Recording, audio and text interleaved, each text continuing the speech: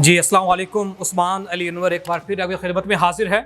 हम अक्सर आपके साथ वो तमाम बातें शेयर करते रहते हैं, वो तमाम सवालात के जवाबात आपको बताते रहते हैं जो आप अक्सर हमसे पूछते हैं स्पोर्ट्स के हवाले से, फ़िटनेस के हवाले से।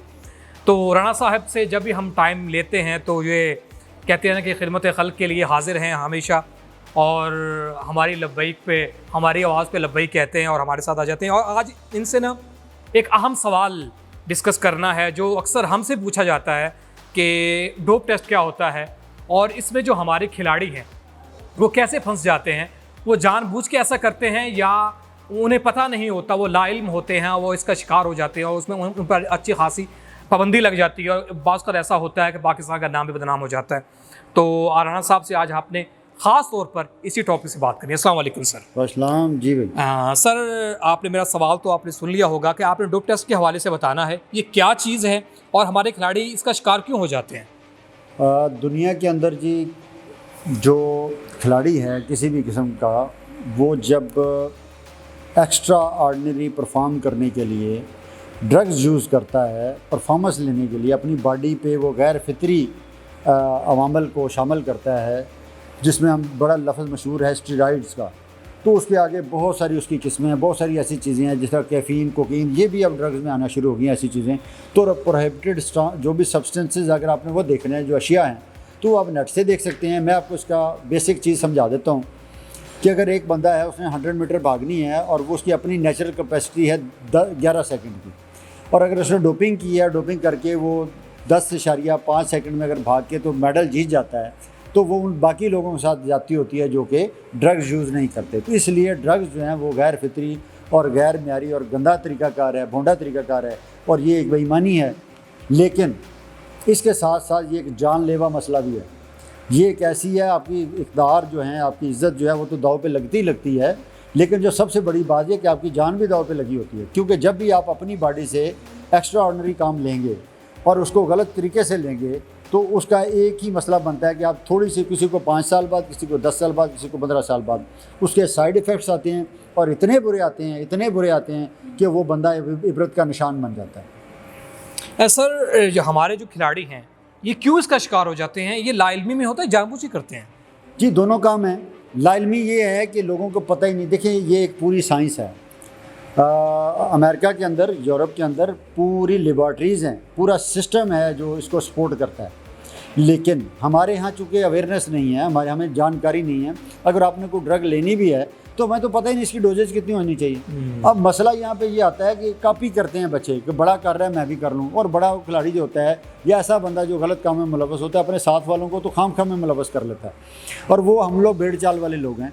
मसला है आगाही का। तो उस पर इंशाल्लाह गवर्नमेंट ऑफ पाकिस्तान की जितनी फेडरेशंस हैं, पाकिस्तान ओलंपिक एसोसिएशन इवन, पूरी तरह अब ये इसके पीछे पड़ गए हैं। और आपका भी बहुत शुक्रिया कि आपने भी इस मौजू को छेड़ा। तो ये इंपॉर्टेंट मौजू है। इसमें देखें ना, अभी तलहा तालब पे अगर बैन है या हो रहा है तो ये बहुत बड़ी ज़्यादती है कौम के साथ। इसी तरह हमारे एथलीट्स जो थे साउथ एशियन गेम्स में, उन पे बैन हुआ, तो उसके बाद कंट्रोल तो हमारा बहुत अच्छा हो गया। अरशद नदीम के रोज़ टेस्ट होते हैं, लेकिन अल्लाह का करम है कि बड़ा क्लियर है। तो इस तरह हम चाहते हैं कि डोप फ्री और बाइज़्ज़त तरीके से हम लोग मेडल जीतें। सर, तलहा तालिब और जो प्लेयर वो तो रहे, लेकिन अब आपने ख़बरों में है इस वक्त हमारी पाकिस्तानी कबड्डी टीम, उनके 8 प्लेयर्स का नाम आ रहा है कि उन्होंने ड्रग्स ली हैं, वो यूज़ की हैं। क्या उन्हें को बताने वाला नहीं है? वो तो एक खालस देसी खुराक खाकर पहलवानी करने वाले लोग हैं, वो क्यों इस जानिब आ गए? ये आपने मुझसे ही बात समझनी थी आपने, क्योंकि ये हर बंदे को पाकिस्तान में इस बात का पता नहीं है। मैं आपको बता देता हूँ, दुनिया में जो कबड्डी में मौजूद हैं वो हैं आपके सिख लोग जो हैं, जो हमारे पड़ोसी पंजाब के लोग हैं। ये पूरी तरह से इन्वॉल्व हैं। उसको ये शूटर का नाम देते हैं। मैं इंडिया में बहुत सारे शहरों में गया हूँ, मैंने उनको देखा है, पर्सनली विज़िट किया वहाँ पर जाके, तो उन पे ये प्रोहिबिटेड है ही नहीं ऑलमोस्ट। हमारे यहाँ भी ये मसला कुछ ऐसे ही था, वहाँ से ये चीज़ चली और इतनी लानत हमारे अंदर सराहियत कर गई कि हमारे बहुत सारे खिलाड़ी जो हैं वो डोपिंग करते हैं। और उसका ये जो यकदम जो हमारे ऊपर पहाड़ गिरा है, वो इसलिए गिरा है कि हम मेंटली प्रिपेयर नहीं थे। बाकी स्पोर्ट्स के लोगों को पता है कि ड्रग्स पे वाडा एक्शन लेती है। चूँकि कबड्डी उस लेवल का स्पोर्ट्स नहीं था, कबड्डी बहुत छोटे लेवल का स्पोर्ट्स है, उस लिहाज से कर देते वाडा की ज्यूरिसडिक्शन में ये नहीं आता था पहले।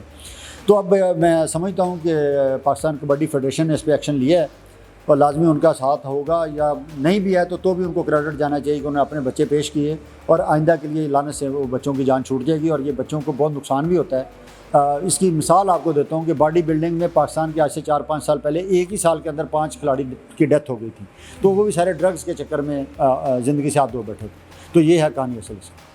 राणा साहब, आखिरी सवाल है वो नौजवान नस्ल के लिए जो शॉर्टकट ढूंढती है, जो पहलवान बनने के लिए, प्लेयर बनने के लिए, अपना नाम बनाने के लिए शॉर्टकट ढूंढती है और वो फिर ड्रग्स इस तरफ आ जाती है, क्या पैगाम देना चाहेंगे इसमें? बड़ा सादा सा पैगाम है जी मेरा हमेशा से। मैं 10 साल तो खुद कोच रहा हूँ और मैंने कभी किसी खिलाड़ी को, मैं तो मल्टी विटामिन के भी हक में, मेरी स्टडीज़ ने मुझे बता दिया है कि आपके साथ ग्रो करने वाली जो भी फूड होती है, हमारी गंदम हो गया, हमारी मकई होगी, हमारा आलू हो गया, जो हमारे साथ ग्रो करता है, जो यहाँ पे काश्त होता है, तो ये हमारी मैजिक बुलेट होती है। हमने अपनी लोकल प्रोडक्ट्स को जो फूड के अंदर होती हैं उसको खालिश करके खाना है बस। तो नाखालसियत बड़ा गुनाह है पाकिस्तान में। वैसे मिलावट पे बड़ी सज़ाएँ हैं, लेकिन लोग मिलावट करते हैं तो उसकी वजह से हमारा फूड नाखालस हो चुका है। लेकिन रिक्वेस्ट वही है कि अगर आप अपनी ऑर्गेनिक फूड को ले लें तो वो मैजिक बुलेट होती है। तो इस चक्कर में तो मैं तो विटामिन के चक्कर में भी नहीं हूँ, वो भी फूड के अंदर मौजूद होते हैं।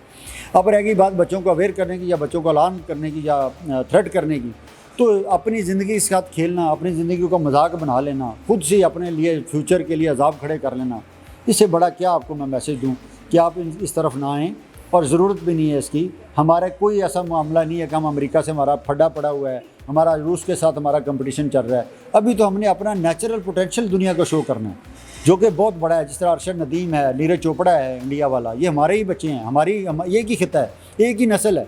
अगर आप अपनी नस्ल को स्टडी करें तो आज से 10-15 जो हमारे बड़े थे उनमें से कोई ना कोई मुसलमान हुआ था, तो हम एक ही लोग हैं। तो उन्होंने ये साबित कर दिया ओलंपिक में जाके परफॉर्म करके कि वो वेजिटेरियन है, हालांकि हम तो वेजिटेरियन भी नहीं हैं। तो हमें तो प्रोटीन लेने के लिए बहुत सारे सोर्सेज हमारे पास मौजूद हैं। तो ये रिक्वेस्ट होगी सारे बच्चों से कि इस लानत की तरफ ना ही जाएं तो बेहतर है। अगर आप जाना ही चाहते हैं और आपको कोई रोकने वाला नहीं, कोई पूछने वाला नहीं, तो फिर हम आपको पूछेंगे, आपको हम नहीं जाने देंगे। Thank you. आदिल राणा साहब की बातें सुनी, बहुत अहम सवाल था, डिस्कस हुआ।